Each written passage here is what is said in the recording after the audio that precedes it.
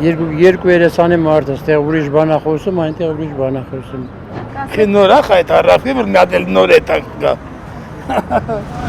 Երկերեսանիություն խայտարակություն են անվանում մարդիկ Փաշինյանի Մոսկվայիցը։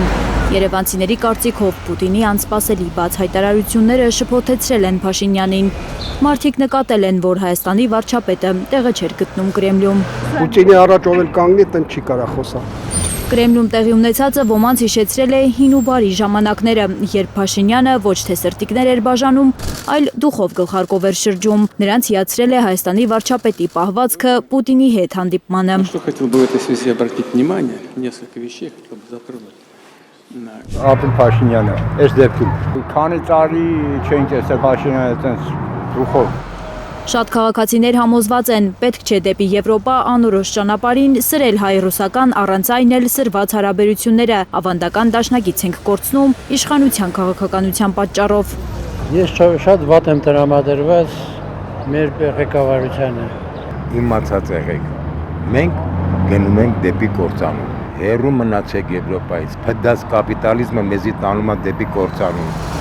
Մարդիկ գիտեն, Հայաստան մտնող վառելիքի մեծ մասը Ռուսաստանից է գալիս, որտեղից է իշխանությունը էժան գազ բերելու, մութ ու ցուրտ տարիներն է վերադարձնելու։ 80% գազի, նավթի, բենզինի կախված է Ռուսաստանից։ Էդի որ դարձավ եվրոպական վիճակի 8-նապատիկ կամ 10-նապատիկ Հայաստան չոքիլվա, փակվիլ են գործարաններն եւ այլն։ Դրա համար այս ղեկավարությունը պետք է կամ խելքը գուխ հավաք, կամ էլ հրաժարական տա։ Ոչ մի հրաժարական, ասում են որոշ քաղաքացիներ, պնդում են Փաշինյանը ճիշտ ուղու վրա է դրել Հայաստանը եւ վերջապես խաղաղություն է բերել։ Դրական արդյունք ունեմ ես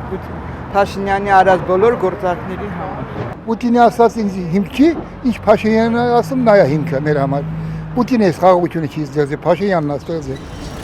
Իսկ թե ինչ է իրականում բերել Փաշինյանը, քաղաքացիները խոստանում են գրավոր պատասխանել հունիսի 7-ին ընտրատեղամասեր գնալով եւ իրենց նախընտրած թեկնածուին ձայն տալով։ Աննա Գյուլազարյան, Միլենա Պողոսյան, Էլեն Յահինյան, Հայլուր։